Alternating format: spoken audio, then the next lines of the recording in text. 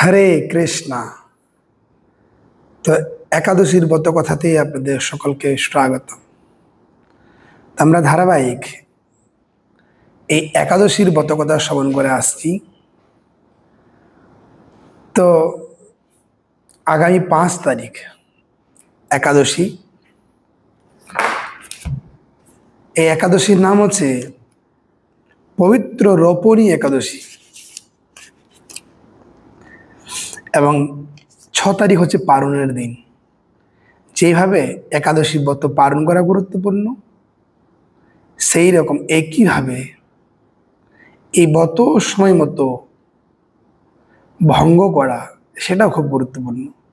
তো পরের দিন 6 তারিখ, 6 তারিখে পালনের সময় হচ্ছে 5টা 8 থেকে 1টা 31, এর মধ্যে পালন করবেন। তো এই ব্রতের কথা কে কাকে বলছেন না, যুধিষ্ঠির মহারাজ প্রশ্ন করছেন এবং অনন্ত কোটি ব্রহ্মাণ্ডের মালিক শ্রীকৃষ্ণ এই ব্রত কথা বলছে। যুধিষ্ঠির মহারাজ প্রশ্ন করছেন কি, হে প্রভু, এই শ্রাবণ মাসের শুক্লপক্ষীয় একাদশীর নাম কি এবং তার মাহাত্ম্য কি, তা দয়া করে আমাকে বলুন। তখন অনন্ত কোটি ব্রহ্মাণ্ডের মালিক বলছেন কি, হে যুধিষ্ঠির, আমি তোমাকে ব্রতের কথা বলছি, তুমি মন দিয়ে শ্রবণ করো। এই ব্রত কথা শ্রবণ করা মাত্রই বাজপেয় যজ্ঞের ফল লাভ হয়। এই যজ্ঞের কথা আমরা শুনে থাকবো সত্য ত্রেতা যুগে।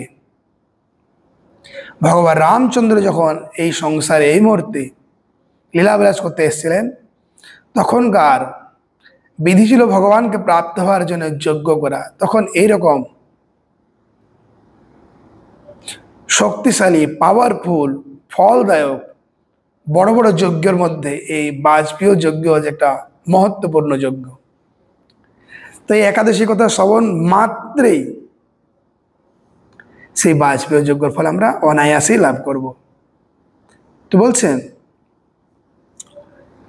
বলছেন দাপর যুগে একজন রাজা ছিলেন। রাজার নাম হচ্ছে মহিজিৎ। এই দাপর যুগে মহিজিৎ বলে একজন রাজা ছিলেন।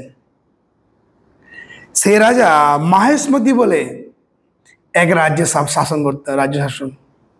আপনারা মাহেশমতির নাম শুনেছেন। যারা মুভি দেখেন, বাহুবলী যে একটা মুভি আছে, সেই মুভিতে এই মাহেশমতির কথা বলা হয়েছে। তো এই মাহেশমতির উনি রাজ্য শাসন করতেন, তিনি ওইখানে রাজা ছিলেন। কিন্তু দুঃখের ব্যাপার কি, তার জীবনে কোনো সুখ শান্তি আনন্দ ছিল না। সুখ শান্তির আনন্দ না থাকার কি কারণ না, তিনি ছিলেন অপুত্রা, তার কোনো পুত্র ছিল না। আর বলছেন কি, যার পুত্র নেই সে ইহলোকও সুখে নেই এবং পরলোকও সুখে নেই। তাই একদিন তিনি মহাকাতরে, এরকম তার অনেক দিন অতিবাহিত হয়ে যায়, খুব দুঃখে থাকে তিনি, কাকে কি বলবে। একদিন তিনি মহাকাতরে তিনি তার প্রজার সামনে এসে করে তিনি ব্যক্ত করতে শুরু করেন। প্রজা দেখে তিনি বলেন, হে প্রজাবৃন্দ, তোমরা শোনো, আমি এই জন্মে তো কোনো পাপ কার্য করিনি, এবং অন্যায়ভাবে আমার রাজ্য তো আমি বাড়াইনি। এই যে আমার রাজ্যর আজকে আপনারা যা দেখছেন, যা পরিসীমা, যে রাজ্যের বৈভব, যা ঐশ্বর্য, এটা কিন্তু আমি অন্যায়ভাবে সংগ্রহ করিনি, বৃদ্ধি করিনি। ব্রাহ্মণ বা দেবতাদের সম্পদ কখনো সংগ্রহ করিনি, এবং দেবতাদের ব্রাহ্মণের যে সম্পদ সেটা আমি কখনো সংগ্রহ করিনি।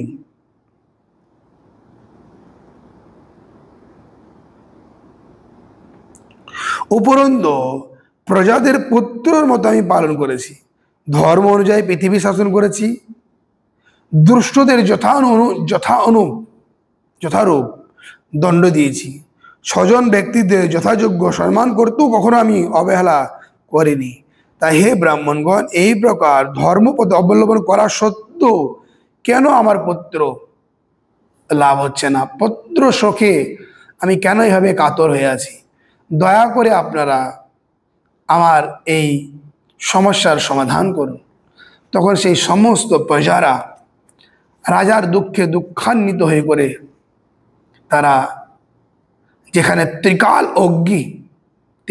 অজ্ঞ ঋষিমণিরা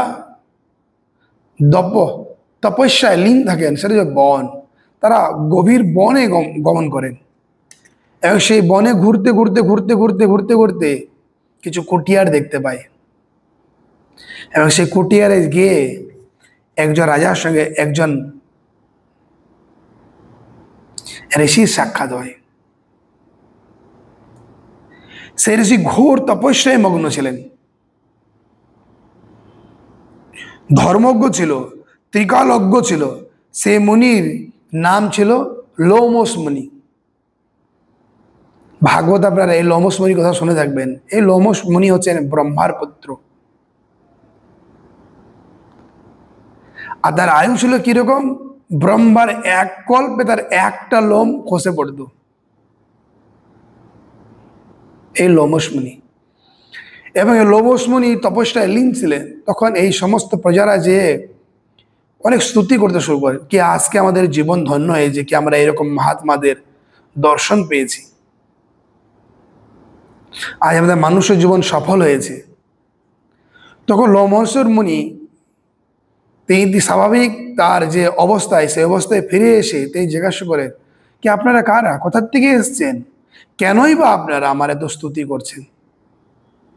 তখন তিনি সমস্ত প্রজা বলতে শুরু করেন, আপনার মতো মহাত্মা দুর্লভ, আপনার দর্শন মাত্র আমাদের পবিত্র, আমরা পবিত্র হয়েছি, আমাদের পূর্বপুরুষ পবিত্র হয়েছে, আমাদের পূর্বপুরুষ উদ্ধার প্রাপ্ত হয়েছেন এবং আমাদের অত্যন্তিক কল্যাণ হয়েছে। হে মনিবর, আমরা আপনার কাছে এই আশা নিয়ে এসেছি কি আমাদের রাজা মহেশমতির একজন রাজা মহিজিৎ বলে, তিনি সুন্দর করে রাজ্য শাসন করছেন এবং আমাদেরকে পুত্র স্বরূপ তিনি মানেন, কিন্তু তার নিজের কোনো পুত্র নাই। তার জন্য তিনি এই পুত্র শোকে কাতর হয়ে আছে। আর আমরা তার এই দুঃখ দেখে আমরাও খুব কষ্ট পাচ্ছি, আমাদের ভালো লাগছে না। তো হে মুনিবর, আপনি ত্রিকালজ্ঞী, আপনি এই সমস্যার সমাধান দিন। তখন সেই লোমসন তিনি ধ্যানে মগ্ন হয়ে তিনি দেখেন সেই রাজার অতীতের জীবন, পূর্বে তার জীবন অতিবাহিত হয়েছিল, সেই জীবনের কথা তিনি ধ্যান মগ্ন হয়ে দেখে নেন কি তিনি পূর্বে ছিলেন একজন দরিদ্র বৈশ্য। তিনি ব্যবসা করে জীবনযাপন করতেন এবং তিনি এক গ্রাম থেকে অন্য গ্রাম যাতায়াত করতেন। জ্যৈষ্ঠ মাসের সময় এক সময় তিনি এই যাতায়াত করতে করতে তিনি খুবই তৃষ্ণার্ত হয়ে যান এবং তিনি এক জলাশয়ে গিয়ে তিনি জল পান করেন। কিন্তু ব্যাপারটা হচ্ছে ওইখানে একটা গাভী এবং গাভীর এক বাচ্চা, দুজন সেখানে জলাশয়ে জল পান করছিলেন। তিনি কি ভুল করেছিলেন না, সেই দুজন গাভীকে তাড়িয়ে দিয়ে তারপরে তিনি জল পান করছিলেন। সেই পাপের বিনিময়ে তিনি কি তার জীবনে পুত্র ছিল না।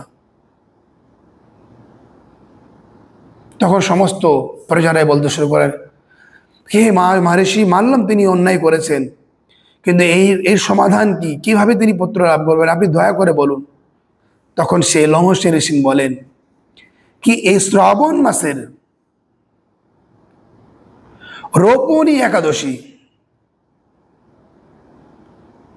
পবিত্র রোপণী একাদশী যদি কেউ পালন করে এবং তার ফল যদি তাকে সেই প্রদান করে, তাহলে তিনি পুত্র লাভ করবেন।